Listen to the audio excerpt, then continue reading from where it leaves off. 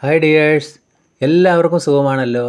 ഇന്നത്തെ എൻ്റെ റെസിപ്പി ഗോതമ്പ് പൊടിയും നേന്ത്രപ്പഴവും വെച്ചുള്ളൊരു ഇലയടയുടേതാണ്. വീഡിയോ ഇഷ്ടപ്പെട്ടു കഴിഞ്ഞാൽ ഒന്ന് ലൈക്ക് ചെയ്യണേ. പിന്നെ ആദ്യമായിട്ട് കാണുന്ന കൂട്ടുകാരുണ്ടെങ്കിൽ ഒന്ന് സബ്സ്ക്രൈബ് ചെയ്ത് ആ ബെല്ലൈക്കൺ അമർത്തി ഓളെന്ന ഓപ്ഷൻ കൂടി ഒന്ന് കൊടുക്കണേ. അതിനായിട്ട് ഞാനിവിടെ 2 നേന്ത്രപ്പഴം, ഒന്ന് വലുതും ഒന്ന് ചെറുതുമാണ്, പിന്നെ ഒരു അര നാളികേരം ചെറിയത്, 1 കപ്പ് ആട്ടപ്പൊടിയാണ്, ഗോതമ്പ് പൊടി. അതായത് 2 അച്ച് ശർക്കര ഉരുക്കി അരിച്ചെടുത്തിട്ടുണ്ട്. നല്ല കട്ടിക്കാണ് ഉരുക്കിയെടുത്തിരിക്കുന്നത്. ഇനി ഒരു 10 കഷ്ണം ഇല എടുത്തിട്ടുണ്ട്. അപ്പോൾ ഒരു ബൗളിലേക്ക് ആ ഗോതമ്പ് പൊടി ചേർത്ത് കൊടുക്കാം. ഇനി അതിലേക്ക് 1 സ്പൂണ് കോൺഫ്ലവർ ചേർത്ത് കൊടുക്കുന്നുണ്ട്. കോൺഫ്ലവർ ഇല്ലെങ്കിൽ മൈദ ആയാലും മതി. ഒരല്പം ഉപ്പ്, 1 നുള്ളു ഉപ്പ്, ഒരു 1.5 സ്പൂണ് ഓയിൽ ഒഴിച്ച് കൊടുത്തിട്ട് നമ്മൾക്കിത് നല്ലതുപോലെ ഒന്ന് മിക്സ് ചെയ്തെടുക്കാം. അല്പാൽപ്പം വെള്ളം ഒഴിച്ചിട്ട് നമ്മൾക്കിതിൻ്റെ ബാറ്റർ തയ്യാറാക്കാം. അപ്പോൾ നമ്മളിതൊരു ഒഴിച്ചടയാണ്. നല്ല സോഫ്റ്റ് ആയിരിക്കും, നല്ല ടേസ്റ്റി ആയിരിക്കും. അപ്പോൾ ഇതേപോലെ അട നിങ്ങളെല്ലാവരും ഉണ്ടാക്കിയിട്ടുണ്ടാവും. എന്നാൽ ഈ രീതിക്കൊന്ന് കണ്ടു നോക്കൂ.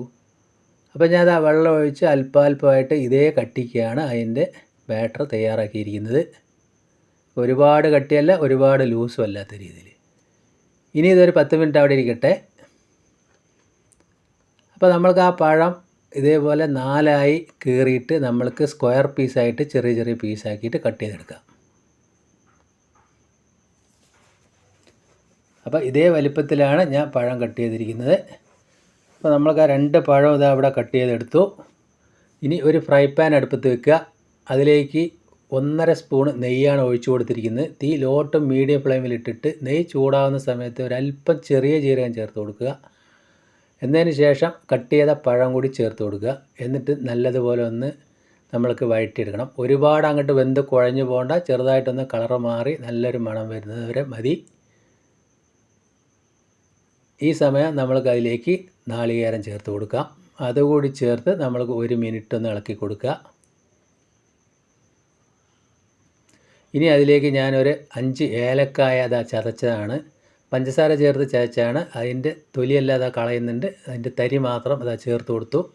ഏലക്കായം ചേർത്ത് നമ്മൾക്കൊന്ന് നല്ലതുപോലെ ഒന്ന് മിക്സ് ചെയ്യുക. ഇനി അതിലേക്ക് ആ ശർക്കരപ്പാനി ഒഴിച്ചു കൊടുക്കുക. ശർക്കരപ്പാനി ഒഴിച്ചതിന് ശേഷം ഫ്ലെയിം ഒരല്പം കൂട്ടി കൊടുക്കുക. എന്നിട്ട് അതൊന്ന് പെട്ടെന്ന് വറ്റിച്ചെടുക്കാം. ഇപ്പോൾ ആ ശർക്കരപ്പാനിയിൽ തേങ്ങയും നേന്ത്രപ്പഴവും എല്ലാം കൂടി വിളയിച്ച നല്ലൊരു മണമാണ്. ആ നെയ്യിൻ്റെ ഏലക്കായും ജീരകവും എല്ലാം ചേർത്ത് നല്ല സൂപ്പർ ടേസ്റ്റ് ആയിരിക്കും. കണ്ടില്ലേ? അപ്പോൾ ഈ സമയത്ത് അതിൻ്റെ ഫ്ലെയിം ഓഫാക്കി കൊടുത്തിട്ടുണ്ട്. ഇനി ഒരു ആവി പാത്രം ഞാൻ വെച്ചിട്ടുണ്ട്, ഇഡ്ഡലി പാത്രമാണ്. അതിൻ്റെ ഒരു ഇടത്തട്ട് വെച്ചിട്ടുണ്ട്. വെള്ളം തിളച്ച് വന്നു. ഈ സമയത്ത് നമ്മൾക്ക് അട പരത്തി അതിലേക്ക് വെച്ച് കൊടുക്കാം. അപ്പോൾ ഒരു പ്ലേറ്റ് ഇതാ വെച്ചു. അതിലേക്ക് ഒരു കഷ്ണം ഇല എടുത്ത് വെച്ചിട്ടുണ്ട്. ഇലയൊന്ന് ചെറുതായിട്ട് ഞാൻ വാട്ടിയിട്ടുണ്ട്. ഒന്ന് തുടച്ചതിന് ശേഷം ഇതേമാതിരി ഒരു തവിയിൽ നമ്മൾ ബാറ്റർ എടുത്ത് ഇതേപോലെ ഒന്ന് ചുറ്റിച്ച് കൊടുക്കുക. ഒരുപാട് അങ്ങോട്ട് ഫിനിഷൊന്നും ആവണ്ട, അത് വെന്ത് വരുമ്പോൾ നല്ല ഫിനിഷ് ആയിക്കോളും. എന്നതിന് ശേഷം ഇതൊരു 1.5 സ്പൂണ് ഫില്ലിങ് നമ്മൾക്ക് അതിലേക്ക് വെച്ച് കൊടുക്കാം. എന്നിട്ട് ഇതേപോലെ മടക്കി കൊടുക്കുക. ഇതിന് മുമ്പ് ഞാൻ ഇതേപോലെ ഇലയടൻ്റെ റെസിപ്പി ഇട്ടിട്ടുണ്ട്. അപ്പോൾ ഇതേപോലെയാണ് മടക്കി വെക്കുന്നത്. മടക്കിയ ഉടനെ തന്നെ നമ്മൾക്ക് ആ ഇഡ്ഡലി ചെമ്പിലേക്ക് അങ്ങോട്ട് വെച്ച് കൊടുത്താൽ മതി. അപ്പോൾ അതിൻ്റെ ആവിയിൽ തട്ടുമ്പോൾ തന്നെ സൈഡ് കൂടെ ഒന്നും ഒലിച്ചിറങ്ങി പോകുന്നില്ല. രണ്ടാമത് ഞാൻ കാണിച്ചു തരാം. ഇതേപോലെ തന്നെ നമ്മൾക്ക് അട എല്ലാം ചെയ്തെടുക്കാം. അപ്പോൾ ഇത് പ്ലേറ്റ് വെച്ചിട്ട് തന്നെ ചെയ്യണമെന്നില്ല, നല്ല വൃത്തിയുള്ള പ്രതലത്തിൽ വെച്ചിട്ടായാലും നമ്മൾക്ക് ഇതേപോലെ മടക്കിയെടുക്കാം.